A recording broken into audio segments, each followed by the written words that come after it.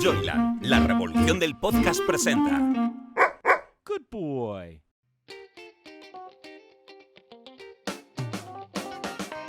Después de trabajar muchos años en el mundo editorial, Carmen Fernández de Blas nos revela en su podcast ¿Quiero un libro tuyo? Anécdotas, secretos, historias curiosas o divertidas que se esconden tras la publicación de un libro. Pero, sobre todo, personas, seres humanos más que autores, que merece la pena conocer y que nos presenta en cada episodio. Hola, soy Carmen Fernández de Blas y esto es Quiero un libro tuyo. Hoy Quiero un libro tuyo está muy femenino. Hoy vamos a hablar de mujeres. Hoy vamos a dar solución a muchos problemas seguramente que tenemos todas. Y tengo conmigo a una persona que nos va a ayudar en ese camino. ¿Qué tal, Guada? Guada Sánchez, ¿cómo estás? Muy bien, muy feliz de estar aquí contigo. Bueno, pues quiero presentaros a Guada Sánchez. Ella es psicóloga, tiene una trayectoria que me gustaría mucho que nos hablara de ella, porque ha vivido fuera de España, se ha formado fuera de España y yo creo que predica con el ejemplo, y ahora me entenderéis.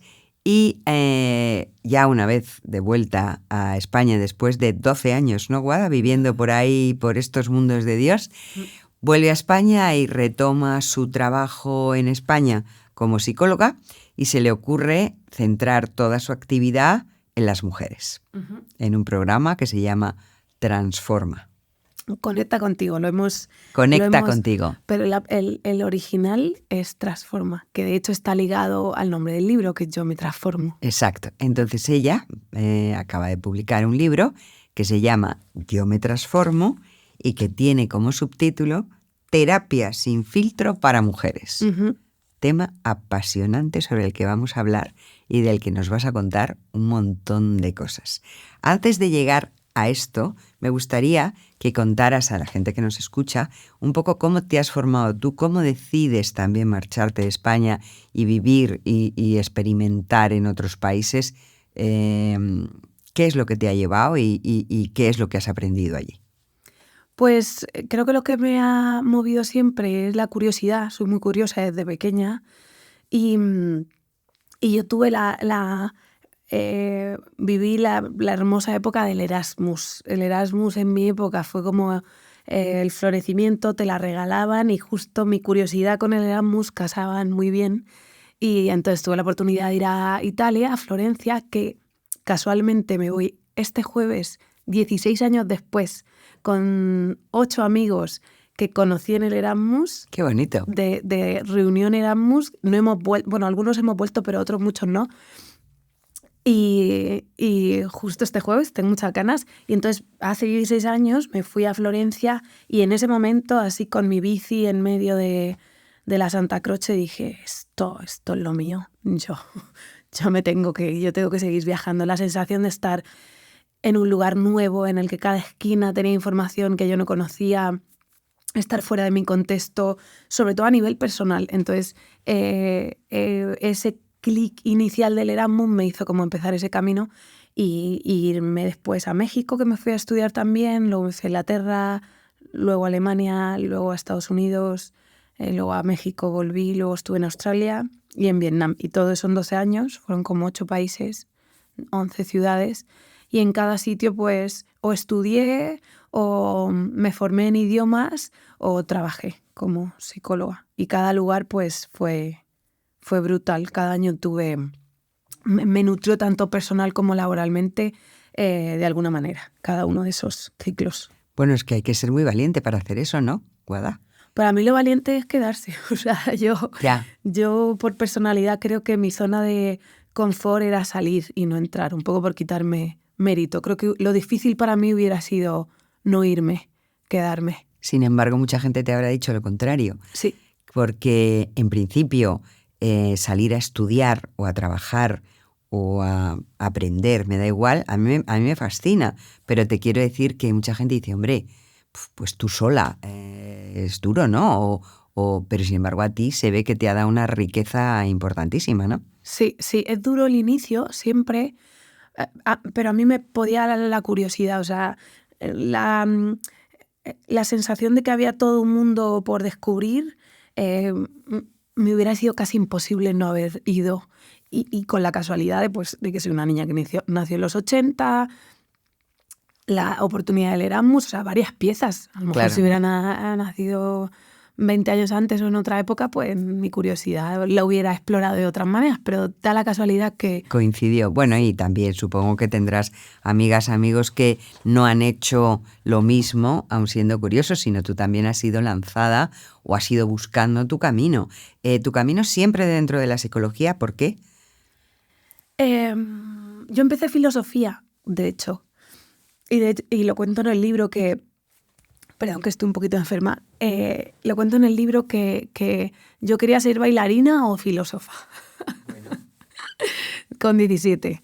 Y mi madre me dijo, si quieres ir a una academia a Madrid, yo te apunto. 2004. Es esto, ni internet ni nada. En esta época no había redes ni nada. Y entonces no había ejemplos ni referencias. A mí se me hacía como un mundo muy abstracto, a lo mejor haberme metido por ahí, ¿no? Y la filosofía me fascinaba también. Entonces empecé filosofía y me di cuenta que lo que me encantaba era pensar. O sea, me nutría muchísimo la reflexión sobre mí misma y sobre el mundo. Y ese despertar con 17, 18, que yo creo que estaba empezando como a ser consciente de mí misma, como que yo lo quería compartir. En plan, yo quiero que la gente despierte, yo quiero que la gente...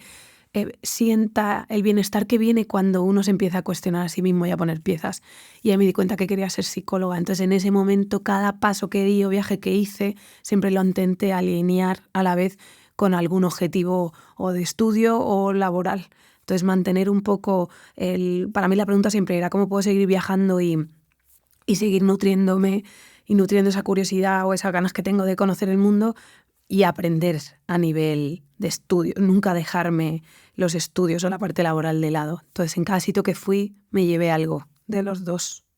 Y con todo ese bagaje vuelves a España e inicias esta nueva etapa en la que tienes un libro recién parido, como aquel que dice. Total. Tienes un podcast, que también tienes un podcast, y tienes un equipo y un trabajo como psicóloga en el que por fin te has decantado sobre, fundamentalmente, el tema de mujer. Sí, sí. ¿Por qué? Me gusta mucho la terapia grupal. La terapia grupal, aunque no es tan común, y de hecho el tópico de la terapia grupal es Alcohólicos Anónimos, ¿no? Porque yo creo que es como el mayor referente tanto en libros como en series como en películas y a veces el único que tenemos sobre qué es la terapia grupal. La terapia grupal es un formato que ayuda a desarrollar las capacidades emocionales y comunicativas y de corregulación, y la capacidad de corregulación es una de las más, y aunque no nos demos cuenta, presentes en nuestro día a día. Entonces, para poder desarrollar eso, a mí me lo facilita el formato de la terapia grupal y me parece un formato súper interesante. Y además añadir esa capa de mujeres, círculos de mujeres que se juntan, le da como el doble de fuerza. Entonces, fue ese lugar el que me llevó a centrarme en ese nicho. También creo que especializarse es positivo, te ayuda a afinar más, te ayuda a entender mejor tu tipo de paciente y el usar ese formato con mujeres en problemáticas relacionales, pues hace también que yo pueda diseñar un proceso terapéutico que sea potente para ese tipo de paciente. ¿Y qué buscan las mujeres en esa terapia? ¿Crees que las mujeres somos tan diferentes a los hombres cuando nos enfocamos o cuando nos intentamos descubrir a nosotras mismas? A mí me gusta como romper un poco, no sé si ese mito, porque medio mito, medio no mito, pero también ese patrón cultural, como creo que estamos en una época de deconstrucción y creo que parte de la responsabilidad de mi generación es cuestionar todas esas cosas. Entonces, aunque me dedico a mujeres, muchos hombres me escriben en plan, ¿y por qué a mujeres? Claro, y yo nosotros no. ¿qué? ¿Y qué pasa? Claro. Claro. De hecho, tengo un amigo que siempre me lo dice, siempre se cabrea conmigo, en plan, ¿para cuándo ellos? Guada, ¿para cuándo ellos? De hecho, estoy ahora mismo cerrando un grupo de hombres y tengo muchas ganas de trabajar con hombres también. O trabajar mixto, en realidad, da igual. Pero bueno, de momento el trabajar con mujeres se me ha hecho muy interesante y me ayuda a afinar el proceso terapéutico. Pero luego, cuando los humanos se desnudan, somos todos iguales. O sea, todos queremos que nos quieran, todos queremos que nos vean. todos fuimos una niña o un niño de 5 años que lo único que queríamos era que nos validasen y que nos vieran como éramos. Y ahí, desnudos, digamos... Somos iguales. Somos iguales. Sin embargo, sí parece, o por lo menos es el tópico, que la mujer tiene como más interés, como más preocupación en solucionar sus cuestiones, sus heridas, sus carencias. En teoría, bueno, yo eso lo sabrás tú, la impresión que me da o lo que trasciende es que la mujer está más interesada en hablar de sí misma. Los hombres siempre han sido más, hablemos de política, fútbol, ¿no? De cosas más generales, mientras que las mujeres en nuestros grupos de amigas siempre hemos hablado de nosotras, de las mujeres, de las cosas que te pasan, de la vida, mientras que el hombre en general no. ¿Eso sigue siendo así o...? Yo creo que sí, y al final somos nietas y hijas de una generación donde el género estaba súper marcado. De hecho, mi abuela y mi madre, su escuela era franquista, y de hecho estaban separados la propia educación estaba separada. Sí. Entonces ya estás creando cajitas que al final se van a nutrir de ellas mismas. Entonces hay una mayor probabilidad de que se acaben creando ciertas dinámicas que se repiten en ciertos contextos. Entonces, si miramos hacia atrás y hacemos un análisis histórico, antropológico de dónde venimos, esa diferencia de género está. Y puede ser que esta sea una de las primeras generaciones, la generación Z o la millennial, que está empezando a cuestionar eso. Empezar a cuestionar no quiere decir que lo podamos cambiar de aquí a 2 años, sino que estamos empezando a decir, oye, ¿y mi madre por qué limpiaba más que mi padre? Oye, ¿y mi padre por qué era emocionalmente mucho más cerrado que mi madre? Aunque hay casos para todos, sí que por la herencia cultural que tenemos, pues esa diferencia está. Y lo que pasa ahí es que, o lo que yo veo a nivel de terapia, todos los humanos tenemos estresores. Y para enfrentarnos a los estresores activamos diferentes estrategias. Si analizamos a los hombres y a las mujeres, generalizando obviamente y usando como estadística, probablemente hay una mayoría de mujeres que su manera de gestionar el estresor sea o rumiando o hablando con sus iguales. Y el hombre tiende a evitar o a moverse más. Yeah. Entonces ahí, en esos estilos de enfrentamiento ante el estrés, es donde se ve esa diferencia cultural, donde la mujer al final acaba creando esa cultura más emocional. Pero es cultural porque yo creo que en otros países también pasa. O sea, que no creo que tenga tanto que ver con una educación concreta, sino quizá, bueno, no lo sé, ¿eh?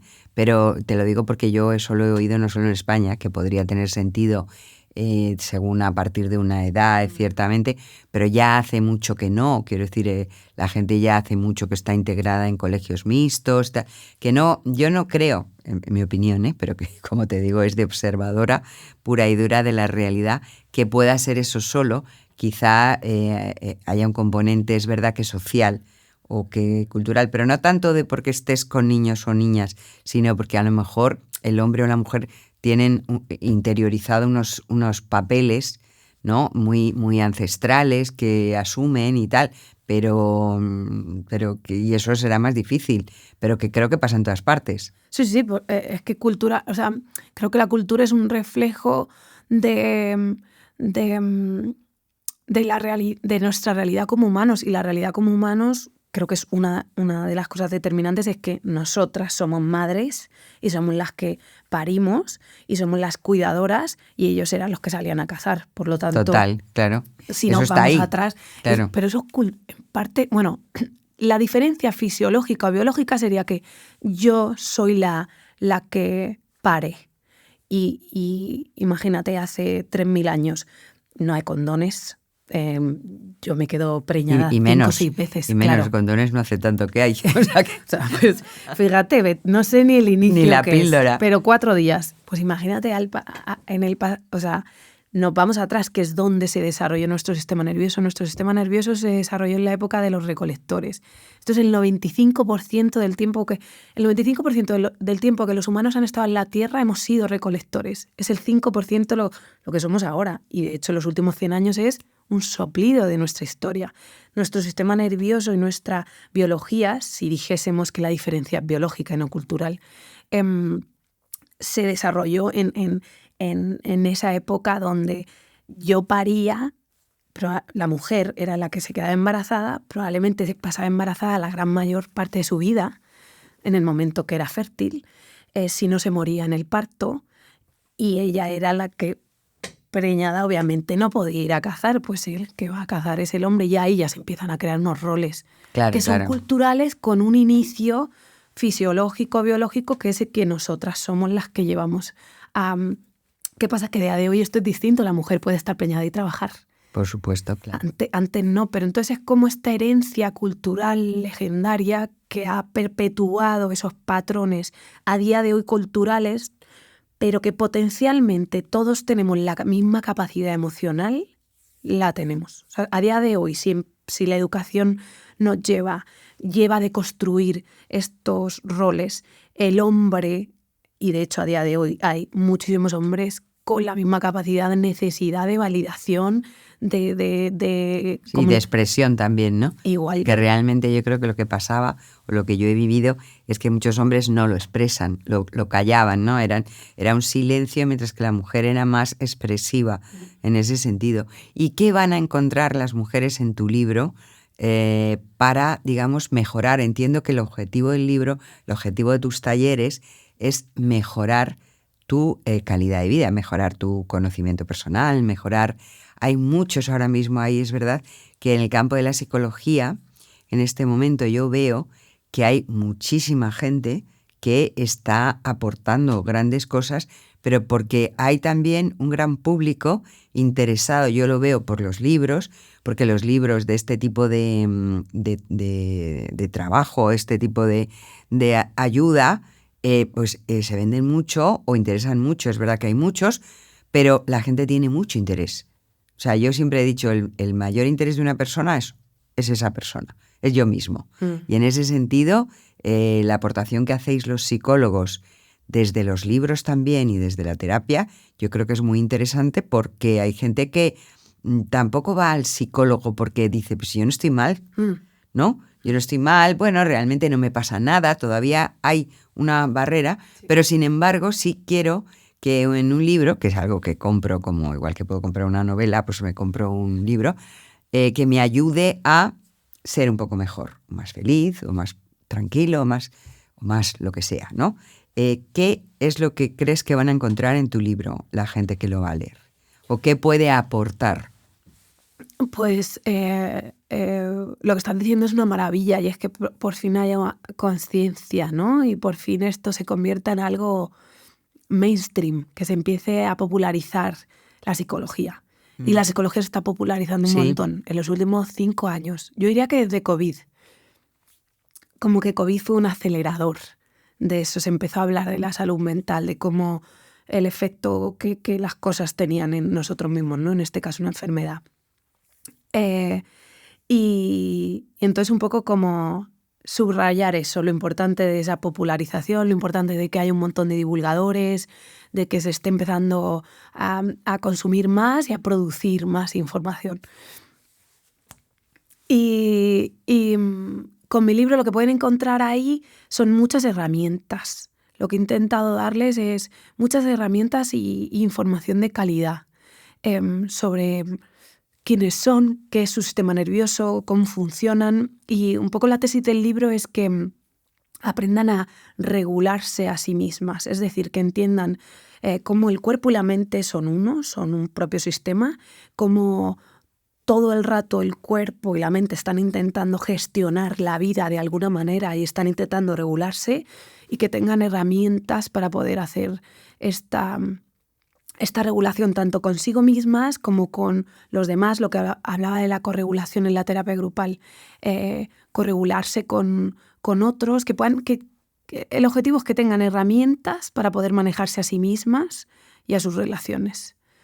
intentar darles, porque al final un libro es un libro, entonces he intentado abarcar menos y apretar más. Claro, Que tengan es que 3 o 4. tampoco en un libro vamos a arreglar todo, Claro. pero por eso te preguntaba, ¿no? Que pasa un poco en los...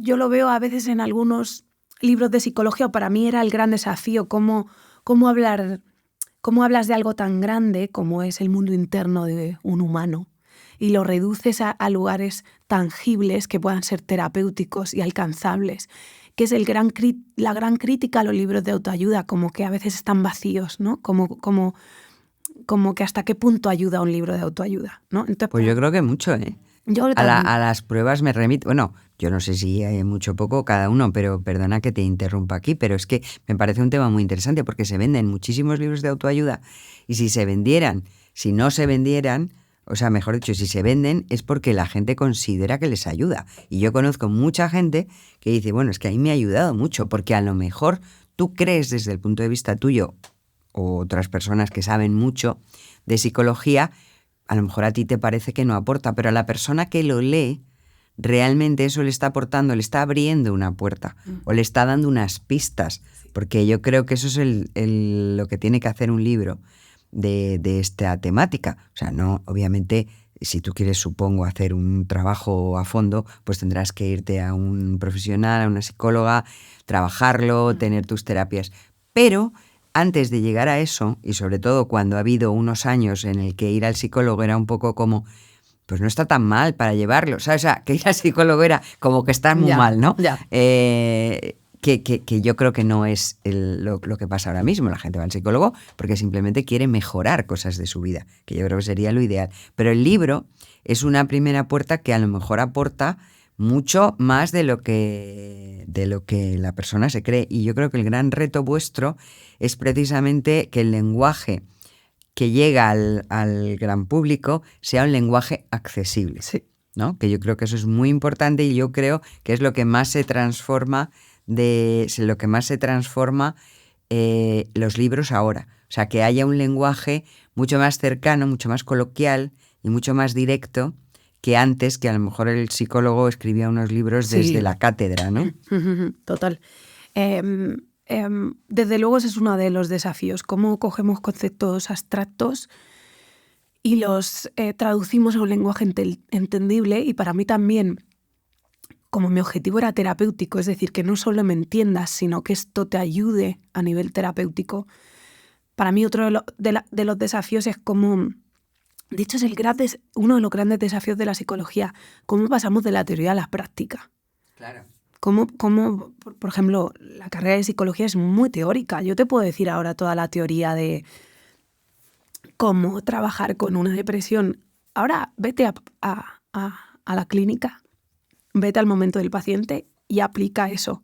Entonces, para mí el gran desafío era también, aparte de la teoría, de que nosotros entendamos a nivel racional lo que esta psicóloga me está contando, cómo integro, ese clic de integrar, de que tu cuerpo empiece a cambiar piezas internas, de aquello que entiendes a nivel racional. Porque yo te puedo decir, claro, te tienes que querer a ti misma, ¿no? Este es un gran ejemplo. Sí, claro. Claro, Sí. quiérete ahora, ¿no? Sí, sí. ¿Cómo llevo la frase que tú entiendes a nivel racional a que de verdad eso se integre? Para mí el gran desafío del libro era, y mi gran meta, tener claro que haya 3 o 4 puntos muy potentes que sean terapéuticos y que vayan más allá de la frase o del tienes que o de debes de o el consejo que a veces busca la gente. Quiero que de verdad hagas un cambio interno.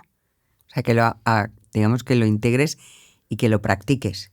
Sí, a veces la integración viene con la práctica, a veces la integración viene con un clic, a veces la integración es el gran misterio, incluso para nosotros. ¿En qué momento el paciente va a hacer ese cambio?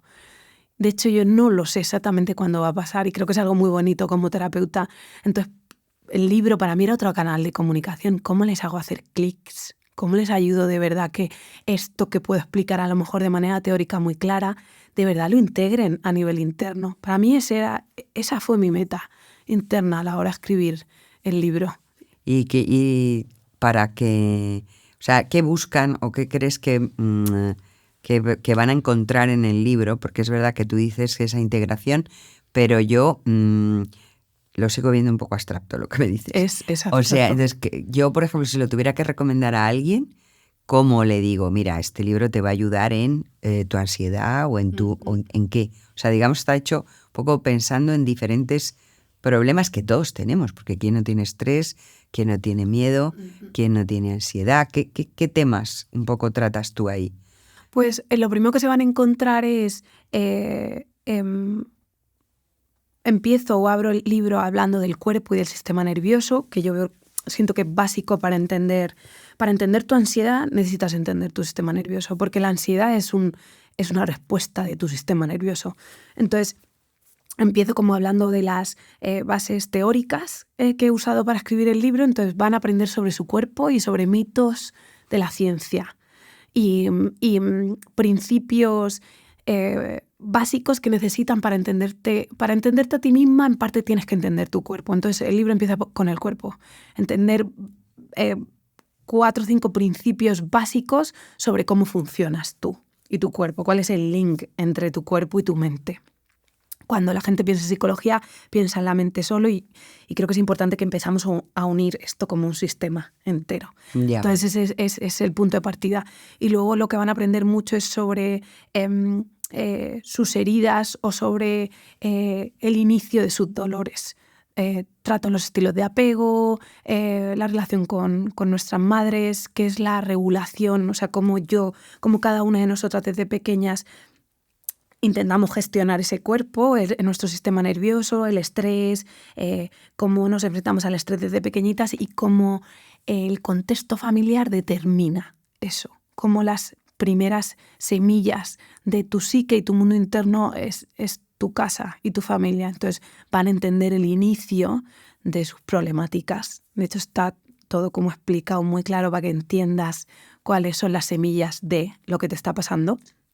Y luego, camino, ¿no? O sea, sí. les llevas por un camino. Es un viaje, de hecho. Un viaje, sí, eso es lo que he visto, que es un viaje hacia ti misma, ¿no? Es un planeta, o sea, el viaje es a un planeta literal, hay mapas, ellas van a ir a diferentes tierras dentro de un planeta y cada capítulo es una tierra, es un lugar. Y en cada lugar van a aprender algo. El inicio es la tierra de las ancestras y ahí es donde aprenden sobre el sistema nervioso, que lo hemos hablado un poco ahora al inicio. O sea, por qué tengo un sistema nervioso, qué función tiene y el origen de eso y como las bases científicas de por qué. O sea, la ansiedad, ¿por qué existe? Es que la damos por hecho, pero es que tiene un sentido que el miedo forme parte de nuestra respuesta, ¿no? Entonces, parte de lo que se habla también últimamente, pues el cortisol, que es un gran superstar ahora mismo, la oxitocina, o sea, qué función tienen las hormonas, qué función tienen dentro del sistema nervioso y cómo... Ese es el origen de la mitad de nuestros problemas ahora mismo y tienen una función y un contexto.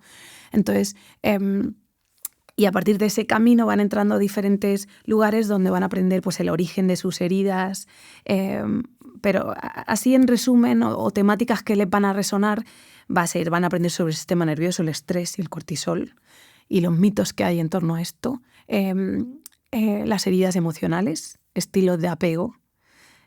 Luego van a trabajar con el discurso interno y aprender cómo volver a reconectarse consigo mismas y aprender a desarrollar herramientas que les ayuden a gestionar su propio cuerpo y su propia mente de una manera más efectiva y todo esto enfocado al final también a las relaciones, que el último capítulo